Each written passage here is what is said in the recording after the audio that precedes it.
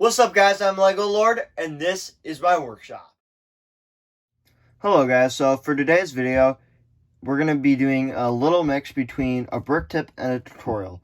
I really wasn't sure what to call it since I'm going to be doing a minifigure tutorial on how to make your minifigures and pose arms and stuff like that. But it's also kind of a brick tip because it is involving minifigures. So, wasn't really sure, so we're actually going to list this as both. So, that's how we're going to do it. So, continuing on, I will be using a new style of placement with my minifigures from now on. I'll link the last video I made at the end of this video. It was on this kind of thing. You can see the mock, see how I use the technique in a mock, so you can actually see how it might look. So let's get into it. It's basically just the posing of arms and stuff. It does use some illegal techniques, but I kind of thought it was worth it, in my opinion, to use a little bit.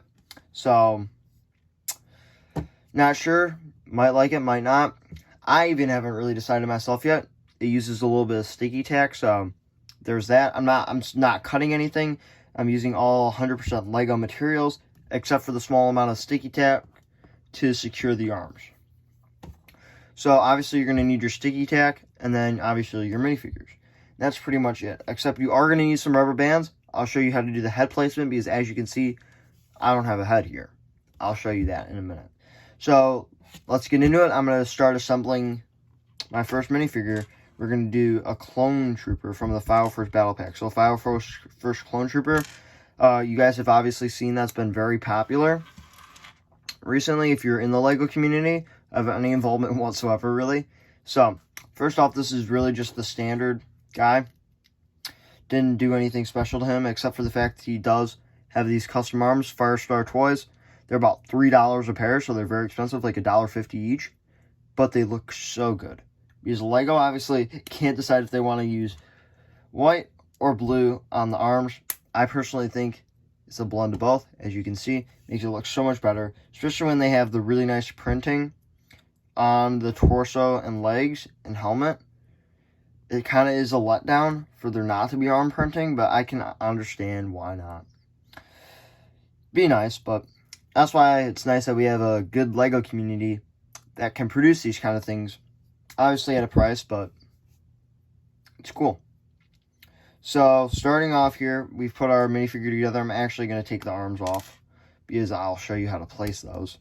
Just assembling my minifigure here. So, the way you do the head, in order to have a movable head, is first thing you do is secure a 1x1 round stud plate. So this is basically just going to work to hold down the rubber bands. As you can see, I'm securing rubber bands. First one, go around 3 times. These are Lego rubber bands. I have quite a few of them from my extensive Lego collection, but they're not very expensive. So, first one I'd say put around 3 times, then the next 2 you can put around twice. So you're just twirling it around this stud and obviously the minifigure's neck. As you can see, that's how it's going to look. Now we have something that's not completely secure, but the rubber is going to create enough friction on the helmet to secure it. So as you can see there, twist it all the way around, go up, give him different expressions, so to speak. Twist his head up slightly. That's why I really like this technique, because it's completely versatile, and it's used all Lego 100% parts. So far, we haven't even touched the sticky tack yet. So next, what we're going to do, I do recommend put the weapon, if you're going to use one, in the minifigure's arm before you put it on. I got this tip from another Lego YouTuber, because a lot of times, once the sticky tack's on, it's hard to get the weapon on without taking the sticky tack and the arm off altogether, because again, it's only sticky tack, it's not super glue, and the sticky tack does come off really easy. So you're literally just going to take a really small amount. So as you can see, like, that's literally all I took off. So then what you're going to do, depending on how you want the placed, I'm going to actually have him going across like this. So what I'm going to do is you want to find the point of connection where it's going to be connecting. Here it's going to be kind of more towards the front of his shoulder, as you can see here. So that is where I'm going to place it. Obviously, all of this can be changed afterwards. You just want to kind of have that connection. So as you can see, there's the sticky tack. It's just going to connect like so. You can hardly see it. But now, my arm is completely versatile. As you can see here, you are going to have to mess around with it. So as you can see, I put it on a little bit too high. So, take it off, move it down. It's not a big deal. So, adding that arm on. Now we're going to do the other arm. So, take another very small piece of sticky tack. And we're going to attach it. And this is going to be more towards the top of his arm, allowing us to do something like that. So as you can see, our minifigure head completely posable. I can make them like this, off to the side, up, back, limitless options. Forward, as you can see. So that's how we do our File First Trooper. Compounding the custom arms with the sticky tack to add the movable arms really brings your minifigures to the next level, and it makes it look even better when you add custom weapons and this movable head. So that's kind of our more basic figure, our File First Clone Trooper. I'll leave him up here, show him off a little later as well. The big one we're going to be doing though is kind of this winter troop. This is where I'm going to be talking a little bit how to make your minifigures and stuff, how to come up with the minifigures. That's going to be an Imperial kind of winter troop guy. As you can see, I took this from a Lego Solo set, from the magnetic train set, or whatever you want to call it, the train set from Solo. Had a couple of these guys in it. I actually did pick that set up just for the minifigures, because these minifigures are really cool, and it has some good Lego parts as well. A lot of dark gray. Anyway, besides the point, now I'm going to show you how to select your minifigures so you can have very good minifigure selection, because one of the biggest things in the MOC that I realize is the minifigures. You want your figures to look good. You can't just have a good building and bad minifigures. You got to have a compound of both. Minifigures can really elevate your MOC and make it look so much better. So a lot of times they will be expensive, because I never use the Lego minifigures. So as you can see, that's probably the closest I get to using the Lego minifigure. Obviously, I've taken his head off, modded the head, modded the arms, custom weapons, stuff like that. But a lot of times I'll go way farther. So this is a flame trooper torso. This is just, this is actually, I believe, a snow trooper pants.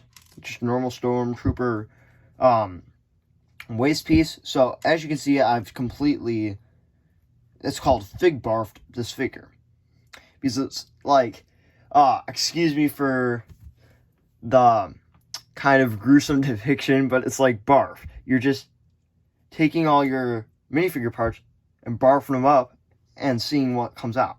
That's basically the idea, because it's not one figure, it's a combination of parts and pieces of other minifigures. So again, we are going to use custom arms. These aren't the File First arms, but these are just the normal white ones.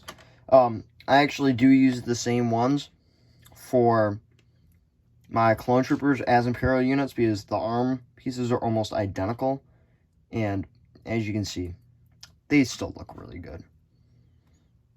Because obviously stormtroopers, excuse me, are based off of clone troopers. So first thing we're going to do is we've assembled our torso. Next, what we're going to do is do the cape and backpack. This is a really cool technique. I did not do it on this. I did not do this on the File First Trooper, but we are going to be doing it on the, guess we're going to call it Snow Trooper. It's not really a Snow Trooper in the sense of what you like saw on Hoth, for example, but that's what we're going to be calling it for the purpose of this video. So what you do, you place your cape here. This is actually from Last Jedi set. This came in Luke's hut on Octu. It's a cloth piece they used for the door. but we're actually going to use it as a cape. So there's 3 holes, obviously. 1 goes for the head, and the other 2 for the arms on the sides. Keeps it held down. Arms, obviously, are going to be placed through. This also helps hide the sticky tack, making it virtually impossible to see. Another cool thing is, as you can see, the cape just sticks out. It's not really just there. Cool thing is, add a backpack. Custom backpack, by the way. Clone Army Customs. They're like $1 a piece. They're not bad. So what you're going to do is, we'll do more placement of the cape at the end, but just the basic idea. This backpack allows enough friction for you to be able to move around this cape and have it be held in place by the backpack. So we'll do more placing with that in the end, but that's the general idea. So I actually do have to get more of these. I only have 1, but it's a really cool piece. So next what we're going to do is put our head on. So we have obviously our stud. Then you're going to take your rubber bands and wrap these around the studded head stem piece on the top of the minifigure where the head would normally go. Again, this is to create friction so that you have a spot to attach your helmet to. So as you can see, that's what we're just doing right now. Just wrapping the rubber bands around, I guess we're going to call it the head stem.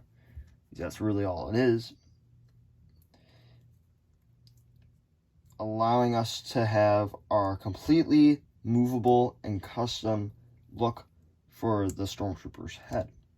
Again, you can do this with all minifigures. It's not even just clone troopers and Stormtroopers. But the reason it looks really good with these is because sticky tack is for the most part white or a shade of white, and it blends well with their armor. So that's just what I use. And rubber bands only come in white, so it leads itself very well to the craft. And you are going to have to mess around again. So for example, I just put on 1 too many rubber bands, so we're going to have to take one off, mess around with it a little. Again, just because it looks okay does not mean it looks good. It could look okay, but it could look great. So take the time, take it off, redo it. So there's the basic minifigure. Now we're just going to attach the arms. So for this figure, we're going to have him holding a blaster pistol in his right hand. Again, custom. Like this. And we're going to have him in his other hand holding just a normal trooper blaster. Like this. So that's the general idea for this. Again, what you're going to do is, first, this is actually a lot harder. So first you have to look here. See where it's going to go. So it's going to go, sticky tack's going to go about right here. About front of his shoulder. You're going to take your little bit of sticky tack, stick it on the front of his shoulder. Again, I would do both of them first before you attach. That way you don't have to go through the trouble of attaching another arm after you've done the first. So this is going to go here, as you can see. So I see it's going to go right on his shoulder, actually. And we're going to actually need a little bit more because of where we are putting it.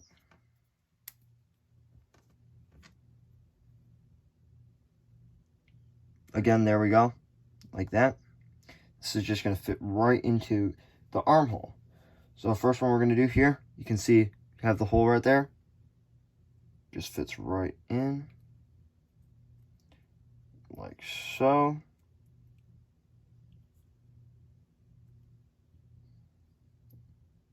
And you are going to have to mess around with it. It's not going to look perfect the first time. And then the second one, here we go. Again, through the hole.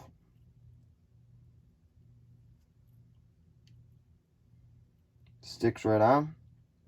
And then the coolest part is we actually have the ability to style the cape, so to speak. So we go like this. You can give the illusion of wind whipping through. You can fold it and stuff, giving it a really cool look of wind because obviously wind is not a physical thing that you can see. So this is a really cool way of depicting it in Lego, is through the use of caves. So that's basically how we do that guy, holding his pistol in the air, like that. I used this in a mock, so I'll link that at the end of the video. You can go check it out. It's really cool. So here's our true troopers. Again, Fig Barf, that's what it's called. Utilize your minifigures. Use similar minifigures. Obviously, the Stormtrooper is made up of all Stormtrooper parts. So I do Rebels out of all Rebel parts, or that general area. So here's my video showing you how to do the heads and stuff. I showed how to do the arms, as well as the head placement, capes, stuff like that. So, hope you guys enjoy my video on Lego minifigures. I hope you guys enjoyed the video. If you did enjoy the video and like watching my content, I'd really appreciate it if you subscribe down below if you're not already subscribed. Hit the bell button so you get notified, and like the video. If you enjoy watching my content, I'd really appreciate also if you share it with your friends so we can spread the channel. As always, I am LegoLord, and this is my workshop.